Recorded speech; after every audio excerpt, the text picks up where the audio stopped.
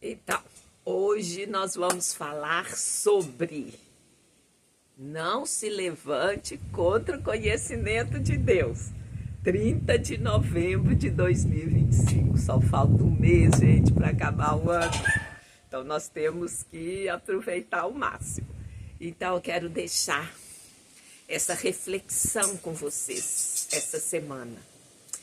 E eu vou usar 2 Coríntios 10, verso 2 a 5, que diz assim: porque, embora andando na carne, não militamos segundo a carne, pois as armas da nossa milícia não são carnais, mas poderosas em Deus para destruir fortalezas, anulando os sofismas e toda altivez que se levanta contra o conhecimento de Deus, e levando cativo todo o pensamento à obediência de Cristo.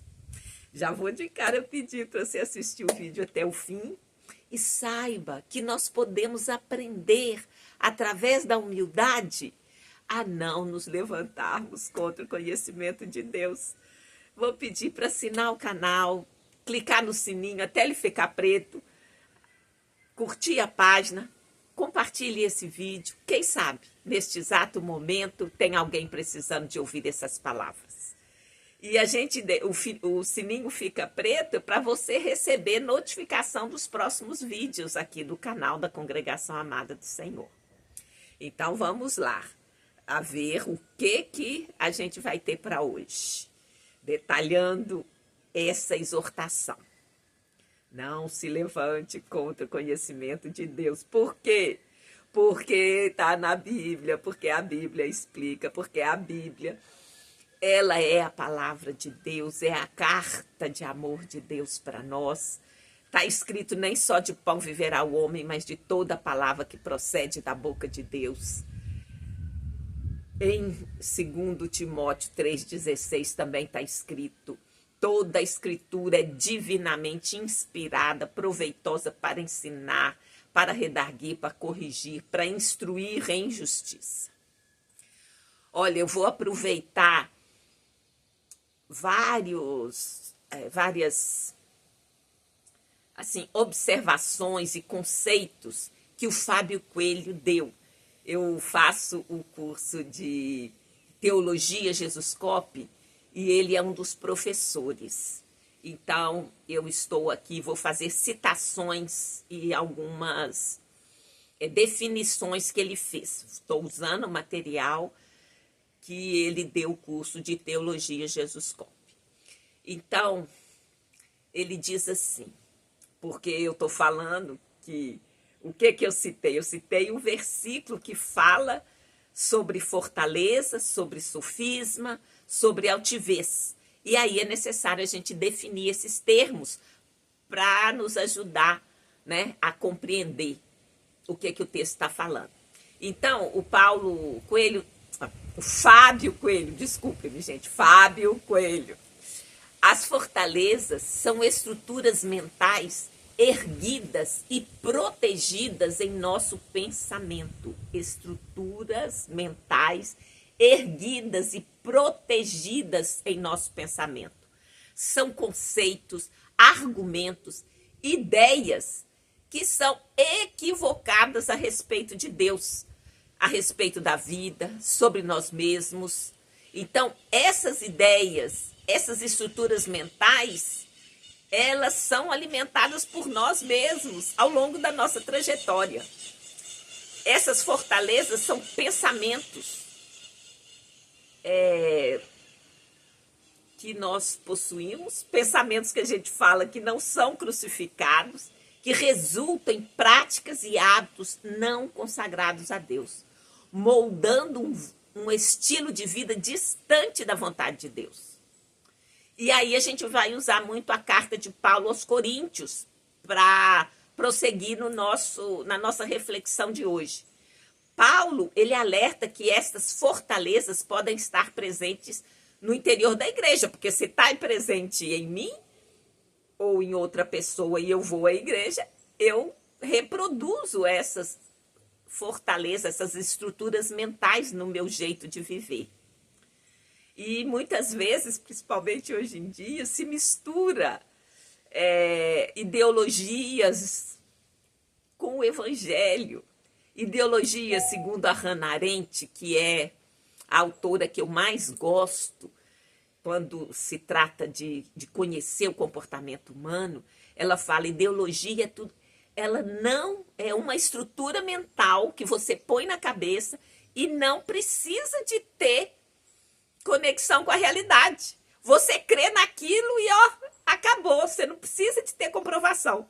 Por isso que tem algumas discussões que você nem pode ter com uma pessoa que tem uma ideologia fixa, porque ela não está aberta, ela não vai ouvir, não interessa dados, não interessa fatos, a pessoa vai continuar a acreditar aquilo. Ah, mas você vai falar, é igual fé. Não, fé é o firme fundamento das coisas que se espera, a certeza de fatos que não se veem. É muito diferente. A fé é uma habilidade, é algo que Deus nos dá quando nos criou, então não tem nada a ver com a ideologia.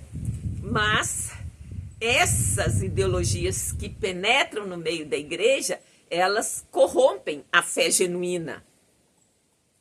Então, essas fortalezas na mente, elas estão ali, elas são originárias das nossas próprias experiências de vida, nossas emoções, a cultura e até a religiosidade com a qual você foi educada. Então, Paulo, na carta aos Coríntios, ele está disposto a combater tais pensamentos e atitudes, convoca a igreja para uma postura de enfrentamento e renovação. São coisas com as quais não se dá para conviver. Então, se você tem uma estrutura mental, uma fortaleza na mente, tem um sofisma, tem uma altivez, você tem que fazer alguma coisa, porque senão aquilo só vai crescer dentro de você e você não vai enxergar o verdadeiro evangelho. Então, olha só, eu quero ler aqui Isaías 55, porque ele vai falar das características do que seria uma pessoa convertida. Por exemplo, no trânsito, você está indo em frente, convergir à direita é o quê? Você trocou de posição, você mudou o rumo da sua direção. Então, converter é mudar de direção. Então, em Isaías 55 está escrito assim: deixe o perverso o seu caminho e o homem iníquo os seus pensamentos. Converta-se ao Senhor, que se compadecerá dele. Volte-se para o nosso Deus, porque é rico em perdoar. Pois os meus pensamentos não são os vossos pensamentos, nem os vossos caminhos, os meus caminhos, diz o Senhor. Porque assim como os céus são mais altos do que a terra, assim são os meus caminhos mais altos do que os vossos caminhos, e os meus pensamentos mais altos do que os vossos pensamentos. Então, assim, aqui Isaías está falando de Deus mesmo. Entendeu? Então tem que se mudar, tem que gerar transformação. Se não gerar transformação, a conversão não foi genuína. A conversão verdadeira, ela exige, ela requer que a gente tem que abandonar os caminhos e pensamentos que a gente tinha antes.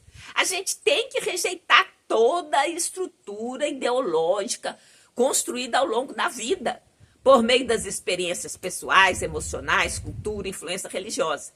Isso vai acontecer num dia? Não vai, mas tem que haver um movimento no sentido de mudar o rumo, mudar a sua direção.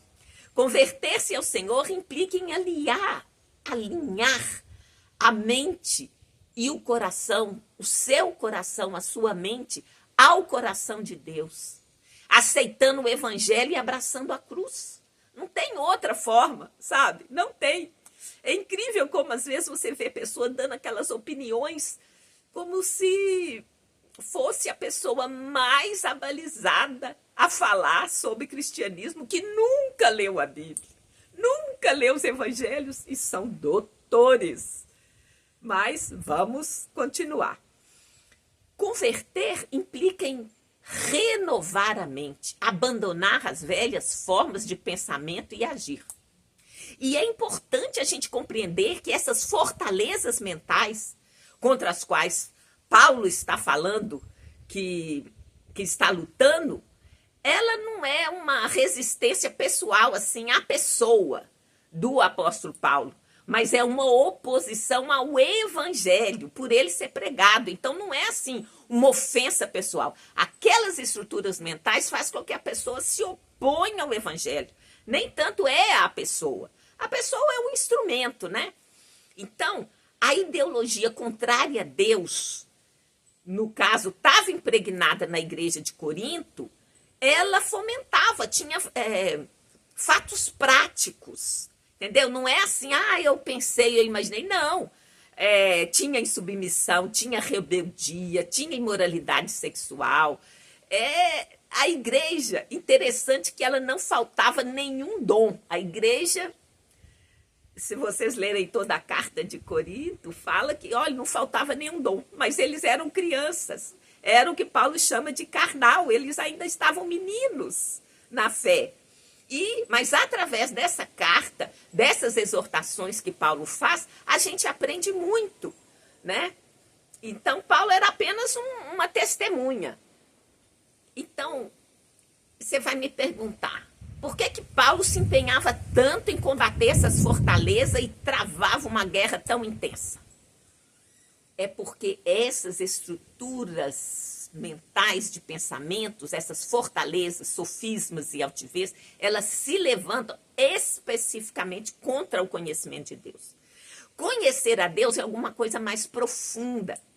Olha, em dias para trás aí eu falei que a vida eterna é conhecer a Jesus como o único Senhor e Salvador. Conhecer exige uma relação de aliança, de intimidade, de amizade profunda com o Senhor.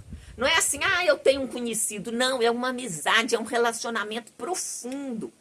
Então, ao longo das Escrituras, essa palavra conhecer, ela denota assim, um relacionamento íntimo e transformador. Então, quando se fala que a pessoa se levanta contra o conhecimento de Deus, é alguma coisa profunda, não é assim apenas assim, uma fala superficial. Não. Essas fortalezas mentais, elas se erguem contra o relacionamento, a intimidade, a aliança e a amizade com Deus. Paulo, por compreender que tais barreiras, elas iam comprometer a comunhão do povo. Então, ele resolveu enfrentar com veemência, com força. Então, eu vou repetir o primeiro versículo que eu abri essa reflexão. 2 Coríntios, capítulo 10, versos 4 e 5.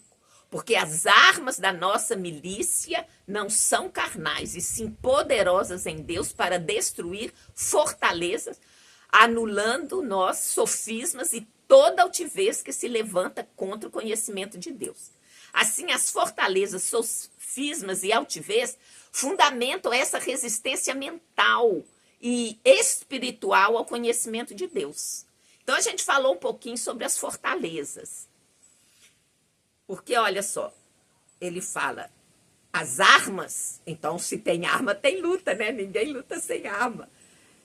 Não são carnais, mas sim poderosas em Deus para destruir fortaleza. Aí ele continua a frase, sofisma e toda altivez que se levanta contra o conhecimento de Deus. Então, fortaleza, os sofismas e altivez está dentro de fortaleza. A fortaleza é um conjunto de estruturas mentais que se levantam contra o conhecimento de Deus. Então, os sofismas, especificamente, eles representam raciocínios presunçosos. São espécies de argumento que eles procuram preencher a lógica da mente. E eles são hostis à fé cristã.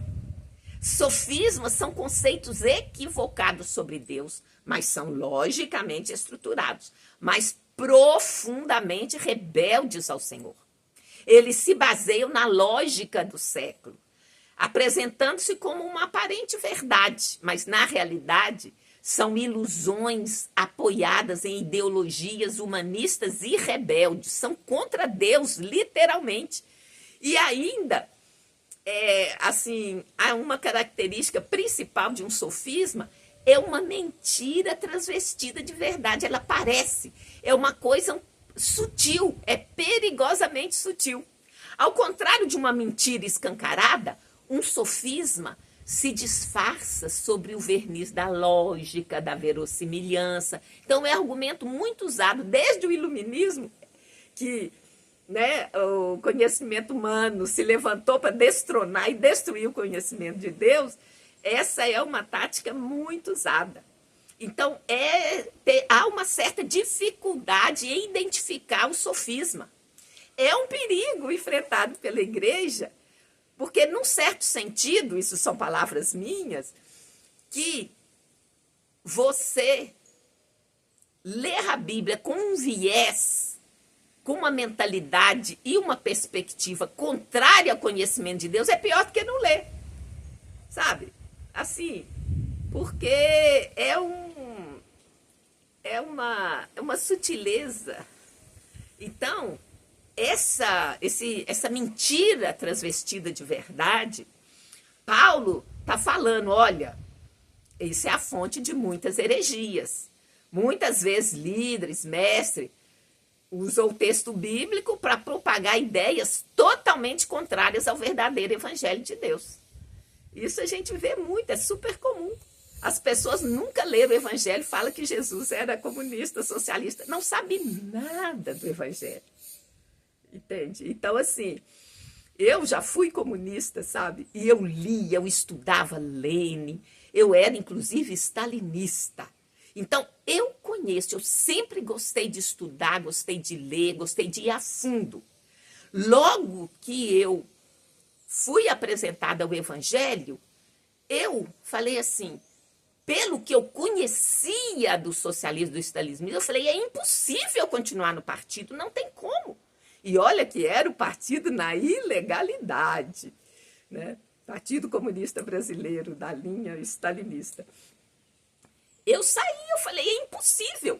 Ou você, para achar que uma coisa tem semelhança, ou você não conhece o socialismo direito, ou não conhece o cristianismo, porque são duas coisas não miscíveis. Não tem como ser cristão e ser comunista. Eu falo com experiência. Então, assim, aí as pessoas tentam jogar, né, alguns conceitos. Mas o alvo dessa reflexão é o quê? Para que a gente não se levante contra o conhecimento de Deus. E as fortalezas, sofisma e altivez, são formas, são estruturas mentais que a gente utiliza para defender uma ideologia. Como eu já disse para vocês, a ideologia não precisa de ter realidade e as pessoas continuam a propagar aquilo. Então, o sofisma é uma distorção sutil e lógica das verdades bíblicas.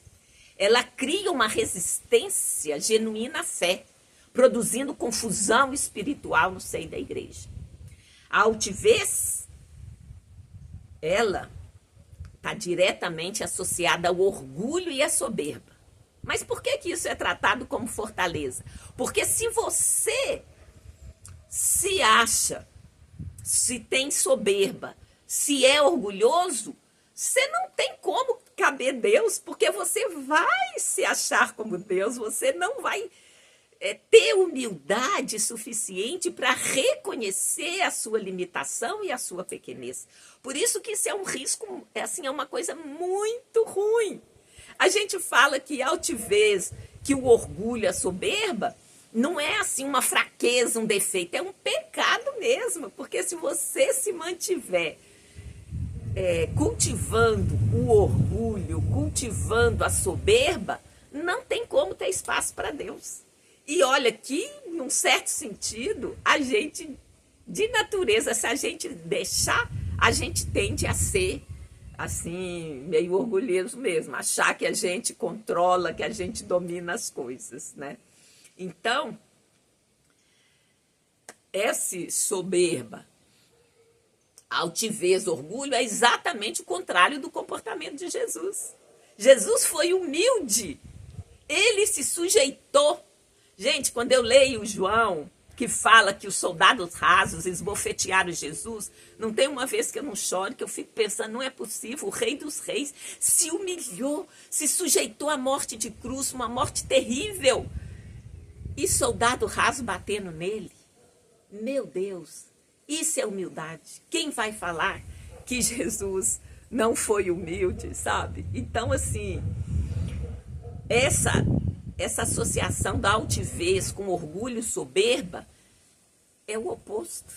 É o oposto da humildade e a sujeição que Jesus não só pregou, como viveu. Então, isso é totalmente reprovável da parte de Deus. Tiago 4,6 fala assim: antes, ele concede graça maior. Por isso diz, Deus resiste aos soberbos, mas dá graça aos humildes. Ai, gente, não sei se você crê em Deus. Eu creio. E Deus é todo-poderoso, Deus é excelso, supremo, sublime. Ai de mim se eu me achar lutando contra Deus ou Deus resistindo a mim. Quem sou eu para aguentar tamanha oposição, né? Então eu não quero. Eu quero pedir a Deus que me ajude a ser humilde, me ajude a, abaixar o facho, né? Porque, num certo sentido, a gente tem que... Isso é um combate, não é uma coisa que naturalmente a gente se torna humilde, não. Você tem que aplicar a palavra de Deus para você se tornar humilde. Porque da nossa mente, né, a gente se acha, mas Deus não se agrada disso, ele resiste aos soberbos e dá graça aos humildes. Então, em outras passagens também, mostra ativamente que Deus se opõe à altivez. Então, Paulo, ele falou assim, não tem como contemporizar quando isso está surgindo no meio da igreja. Você tem que combater clara e explicitamente com a verdade da palavra de Deus. Então, o próprio Espírito de Deus luta e resiste contra a soberba. Então, a Escritura é clara. E tem o Provérbios 21:4, está escrito: olhar altivo, coração orgulhoso, lâmpada dos ímpios, isto é pecado. Então, não é assim, fraqueza, não, é pecado. E é lâmpada dos ímpios. Né? Então, aqueles que não creem em Jesus, de um modo geral, são orgulhosos, altivos, acham que sabem tudo, que pode falar tudo, que, né, conhece tudo. Então, já que Deus combate, é contra as fortalezas, os sofismas e altivez, o que eu faço? O que eu vou fazer para não ser assim, não me encontrar combatendo contra Deus ou Deus combatendo contra mim? Então, diante disso, o chamado para resistir à altivez, ao orgulho, à soberba, é cultivar uma postura de humildade. Jesus é o nosso maior modelo. Olha só o que está escrito em Filipenses 2:8. Ele, está falando de Jesus, esvaziou a si mesmo, assumindo a forma de servo, tornando-se semelhante aos homens, e sendo encontrado em figura humana, humilhou-se a si mesmo e foi obediente até a morte, e morte de cruz. Então foi um processo de humilhação, o Rei dos Reis, Senhor dos Senhores. É incompreensível. Isso a gente só compreende pela fé, porque a nossa mente não cabe. Como assim? O Rei dos Reis, Senhor dos Senhores, por ele, tudo foi feito para ele. Ele, né, é assim, a manifestação do poder, da glória e do plano de Deus.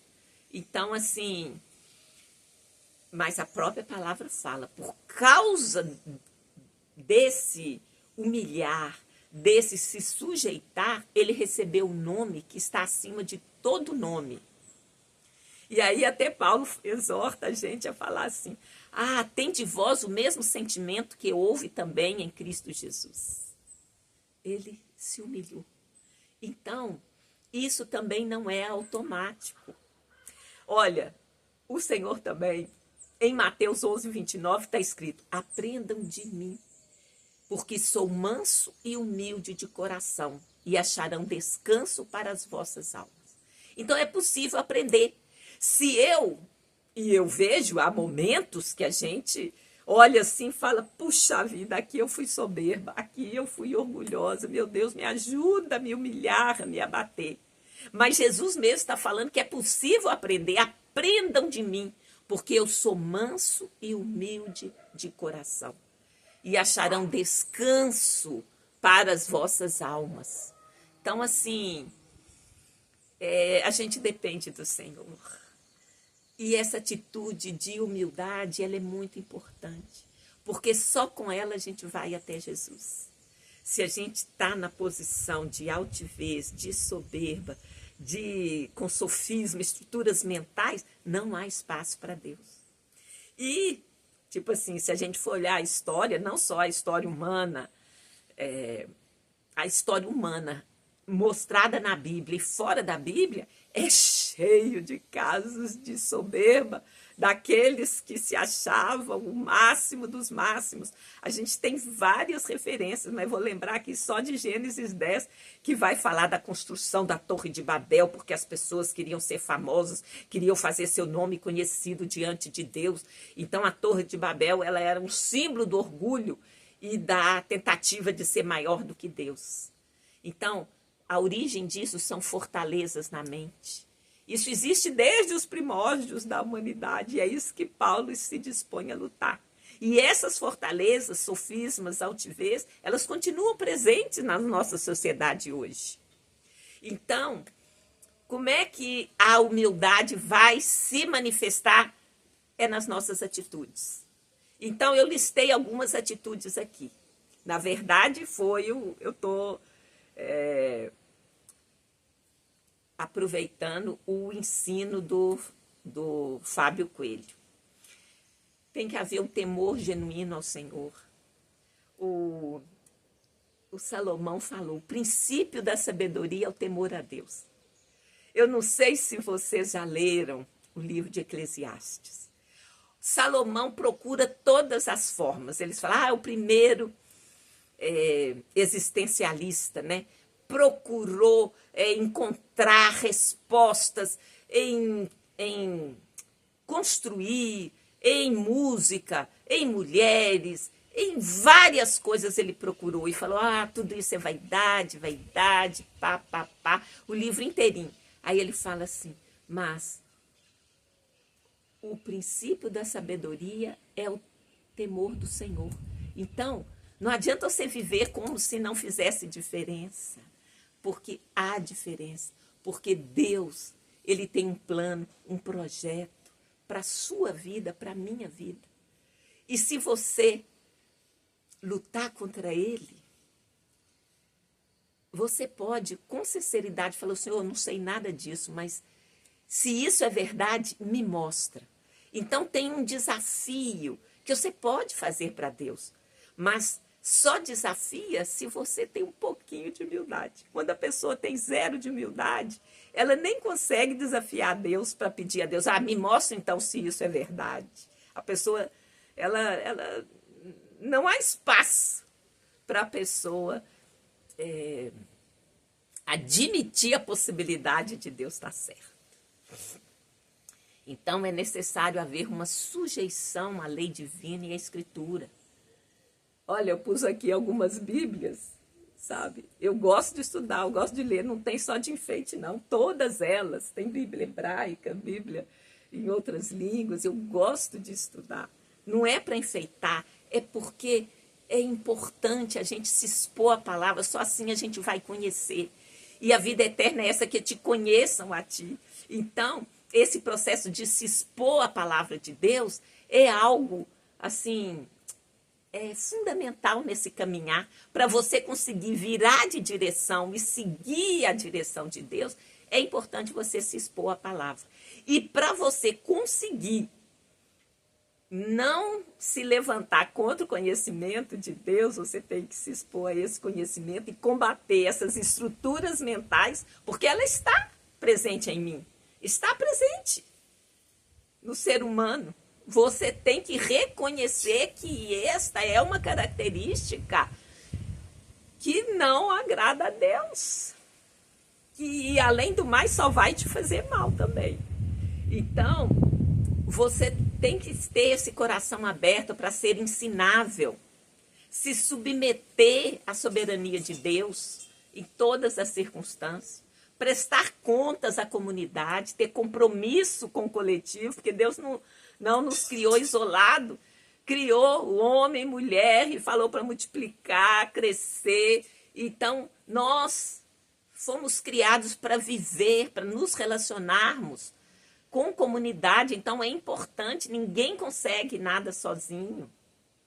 Então, nós precisamos de ter capacidade de admitir erros, facilidade de pedir perdão e perdoar, ainda para a gente mesmo. Às vezes, pessoas perdoam os outros, mas têm dificuldade de se perdoar. Isso é importante. Nós precisamos de ter vontade sincera de servir. Precisamos de ouvir mais do que falar. Isso é um desafio para mim, mas eu tenho que buscar, eu tenho que pedir a Deus para me ajudar. Eu preciso de, vamos dizer, eu tenho que lutar contra, né, os defeitos da gente, mas essa luta, gente, eu vou só terminar mais 2 itens aí e vou explicar a vocês que não é uma coisa difícil de conseguir. Então, eu não preciso de buscar posições, status, buscar estar acima das pessoas. Eu não preciso forçar a oportunidade para obter visibilidade. Eu preciso de ter uma disposição de reconhecer minhas limitações e admitir quando eu não sei de algo. Então, é esse coração humilde que será sempre identificado por marcas. Os sinais seguirão os que crerem. Também os frutos, pelos frutos conhecereis. Não adianta a gente, eu sou crente, crente intelectual, só na cabeça. Não, tem que se manifestar, tem que ter atitudes, né?